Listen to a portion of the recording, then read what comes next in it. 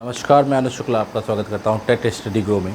कल के जो टॉपिक हमने पर्यावरण का पढ़ाया था, उस पर्यावरण के टॉपिक में हमने आपको बताया था उत्पादक के बारे में बता दिया था, उपभोक्ता के बारे में बता दिया था और अपघटक के बारे में बता दिया था। ठीक, अजैविक में हमने भौतिक कारक, अकार्बनिक कारक और अकार्बनिक कारक के बारे में हम बता चुके हैं। आज हम बात करेंगे परितंत्र के प्रकार की। देखिए,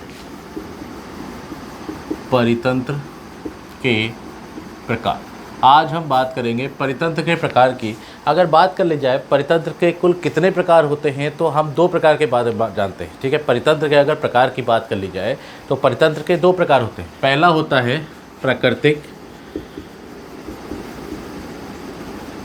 है प्राकृतिक, दूसरा होता है मानव निर्मित।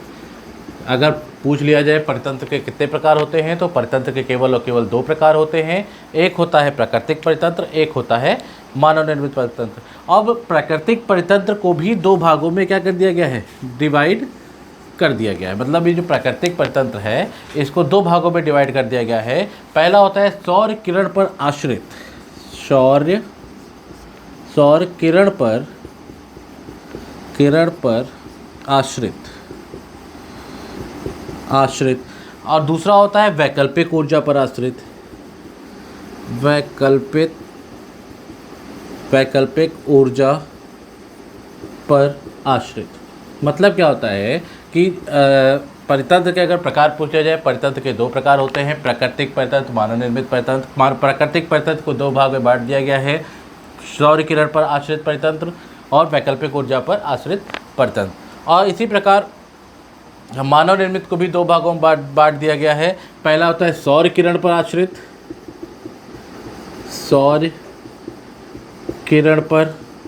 और दूसरा होता है जीवाश्म ईंधन। इधर मैं लिख दे रहा हूँ, जीवाश्म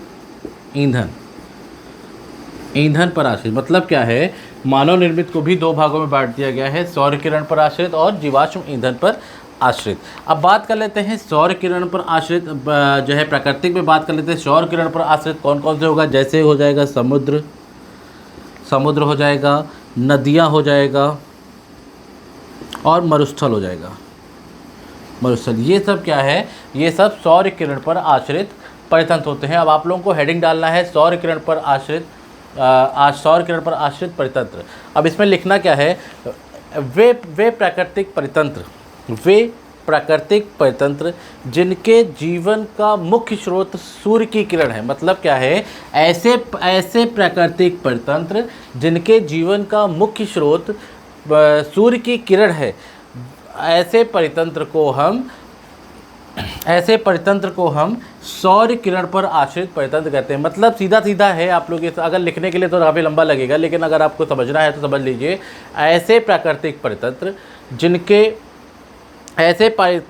परितंत्र जिनके जीवन का मुख्य आधार, मतलब जो जीवन का मुख्य आधार जो है वो सूर्य की किरण है, ऐसे परितंत्र को हम लोग सौर किरण पर आश्रित परितंत्र कहते हैं। जैसे हमारा हो जाएगा समुद्र, हो जाएगा नदियाँ, हो जाएगा मरुस्थल। समुद्र पे यदि सूर्य की किरण नहीं पड़ेगी तो क्या समुद्र के अंदर रहने वाले जीव जंतु, जो वनस्पतियाँ होती हैं, तो क्या वो जीवित रह पाएंगी? नहीं रह पाएंगी।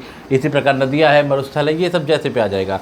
अगर वैकल्पिक पे आते हैं, वैकल्पिक ऊर्जा पे आश्रित कौन कौन से होते हैं, तो ज्वार भाटा और वर्षा होता है।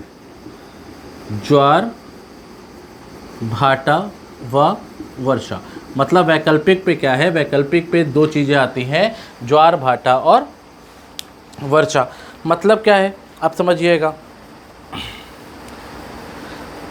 समझिएगा कि वे प्राकृतिक परितंत्र जिनके जीवन का मुख्य आधार सूर्य की किरण ना हो के अन्य वैकल्पिक स्रोत हैं, जैसे ज्वार और भाटा। फिर से लिख लीजिए, मैं लिख देता हूँ यहाँ पे, दिखेगा यहाँ पे, जिनके जीवन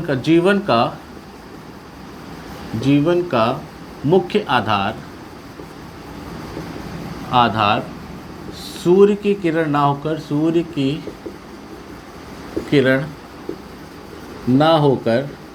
अन्य स्रोत हैं। अन्य स्रोत में जैसे आ जाएगा, जैसे आ जाएगा हमारा ज्वार और भाटा। ऐसे परितंत्र को हम लोग क्या कहते हैं, ऐसे परितंत्र को हम लोग वैकल्पिक ऊर्जा बोलते हैं। मतलब आप समझ लीजिए जैसे ज्वार भाटा आता है, ज्वार भाटा में लहरें ऊपर जाती है और फिर नीचे आ जाती है। मतलब क्या है, जब समुद्र में ज्वार भाटा आएगा तो समुद्र की लहरें जो है मैदानी मतलब समुद्र के किनारे पे आएंगी और आने के बाद फिर समुद्र में ले जाएंगी। मतलब क्या है, जो समुद्र के किनारे जो कूड़ा कचरा पड़ा रहता है उस कूड़े कचरे को क्या होती है, समुद्र की लहरें वापस ले जाती हैं। इसी को ये क्या है, वैकल्पिक स्रोत है। ठीक है, इसके बाद हम बात करते हैं मानव निर्मित। सौर की किरण पर आश्रित कौन कौन से होता है, देखिए मैं यहाँ पे बता देता हूँ इसको।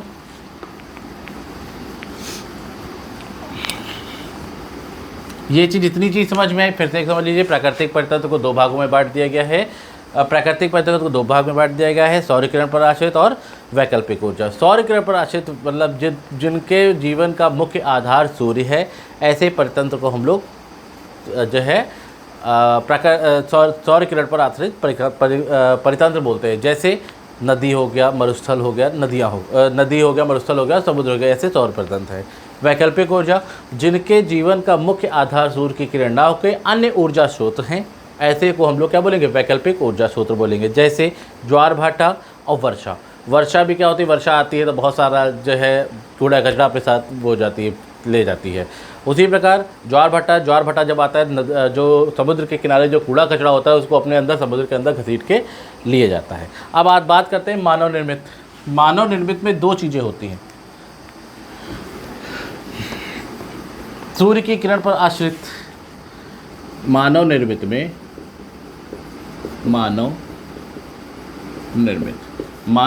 पहला होता है सूर्य की किरण पर आश्रित। सूर्य की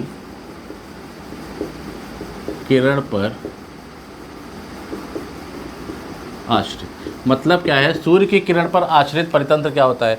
सूर्य की किरण पर आश्रित परितंत्र होगा कौन, जो ऐसा परितंत्र जो मानव द्वारा बनाया गया हो और उसको वो जो है बिना सूर्य की किरण जब तक नहीं आएगी तब तक उस परितंत्र का कोई भी काम नहीं होगा।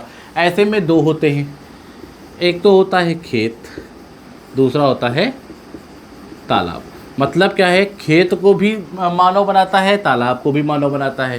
खेत में अगर अनाज बोया जाएगा, ठीक है, अनाज बोया जाएगा, अनाज में जब तक सूर्य की रोशनी नहीं पड़ेगी, धूप नहीं पड़ेगी, तब तक खेत में क्या अनाज हो पाएगा, नहीं हो पाएगा। इसलिए खेत भी क्या है, सूर्य की किरण पर आश्रित है। तालाब भी मानव द्वारा बनाया जाता है। इसमें जो मछली पालन होता है, मत्स्य पालन होता है, मत्स्य पालन के लिए अगर क्या सूर्य की किरण नहीं पड़ेंगे तो तालाब में मत्स्य पालन हो पाएगा, बिल्कुल नहीं हो पाएगा। ठीक, तो इसको अगर लिखना चाहे तो कैसे लिखेंगे, वे मानव निर्मित परितंत्र जिनके जीवन का मूल आधार सूर्य की किरण है। वे मानव निर्मित परितंत्र जिनके जीवन का मूल आधार सूर्य की किरण है, ऐसे को हम लोग क्या बोलेंगे, सूर्य की किरण पर आश्रित परितंत्र बोलेंगे। दूसरा होता है जीवाश्म ईंधन पर। जीवाश्म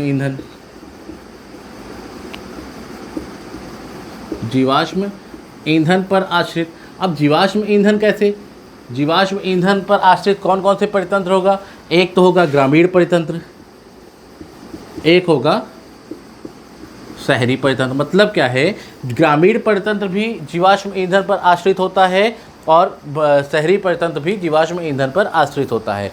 जैसे ग्रामीण की बात कर लें, ग्रामीण में जो खाना बनाया जाता है, अधिकतर लोग, अब तो बहुत बदलता जा रहा है जैसे जैसे सरकारी योजना दी जा रही हैं, लेकिन पहले क्या होता था, जो है जब खाना गांव में बनाया जाता था चूल्हे पे बनाया जाता था। चूल्हे को जलाने के लिए लकड़ी की आवश्यकता होती थी, तो लकड़ी कहाँ से आती थी, जीवाश्म ईंधन ही है। कोयला आता था, कोयला भी क्या है, जीवाश्म ईंधन है। शहर में जैसे पेट्रोलियम गैस है, पेट्रोल का खर्चा होता है, ये सब क्या है, ये भी जो है जीवाश्म ईंधन ही है। ठीक, तो इसको लिखना हो ऐसे लिख सकते हैं, वे परितंत्र जिनके जीवन का मूल आधार जीवाश्म ईंधन है, ऐसे आश्रित परितंत्र को हम लोग जीवाश्म ईंधन पर आश्रित परितंत्र कह सकते हैं। ये चीज़ आप लोगों को समझ में आ रही होगी। मतलब क्या है, ग्रामीण में अगर जो है खाना बनाना है तो कोयला की ज़रूरत पड़ेगी। कोयला क्या है, एक जीवाश्म ईंधन का ही स्वरूप है। शहर में अगर खाना बनाना है तो गैस की आवश्यकता होगी, जो कि प्राकृतिक गैस जीवाश्म ईंधन ही है। ठीक है, और पेट्रोल है, पेट्रोल भी जीवाश्म ईंधन है। ठीक, पेट्रोलियम पदार्थ जो भी जितने भी है वो सब जीवाश्म ईंधन ही है। तो इस प्रकार हम कह सकते हैं कि ग्रामीण और शहरी परितंत्र जो है वो किस पर आश्रित होता है, जीवाश्म ईंधन पर आश्रित होता है। ठीक है। एक चीज़ मैं आप लोगों को और बता दूं, फिर से सूर्य की किरण पर आश्रित मानव निर्मित में दो भागों में बांट दिया गया, सूर्य की किरण पर आश्रित और जीवाश्म ईंधन पर आश्रित। खेत मानव द्वारा बनाया जाता है, तालाब भी मानव द्वारा बनाया जाता है। खेत में अगर सूर्य की किरण नहीं पड़ेगी तो अनाज नहीं होगा, तालाब में अगर जो है सूर्य की किरण नहीं पड़ेगी तो मत्स्य पालन या किसी भी प्रकार का नहीं हो पाएगा। ठीक, तालाब में भी कई प्रकार की वनस्पतियाँ उगाई जाती हैं। जीवाश्म ईंधन ग्रामीण परितंत्र होता है और शहरी परितंत्र होता है। ग्रामीण में खाना बनाने के लिए कोयले की आवश्यकता होती थी, जो कि जीवाश्म ईंधन है। शहर में पेट्रोलियम गैस की आवश्यकता होती है, वो भी जीवाश्म ईंधन है। इस प्रकार जो है परितंत्र के प्रकार का टॉपिक था, ये ख़त्म हो गया। इसके बाद हम लोग खाद्य श्रृंखला आ जाएगा। खाद्य श्रृंखला के बाद खाद्य जाल आ जाएगा। खाद्य जाल के बाद ऊर्जा का पिरामिड आ जाएगा। इसी तरह हम धीरे धीरे अपने जो है EVS को लेकर बढ़ाते चलेंगे और धीरे धीरे और भी सब्जेक्ट हम कवर करते हुए चलेंगे। ठीक है, अगर आप लोगों को हमारा वीडियो अच्छा लगा हो तो लाइक शेयर सब्सक्राइब करना बिल्कुल ना भूलें। धन्यवाद।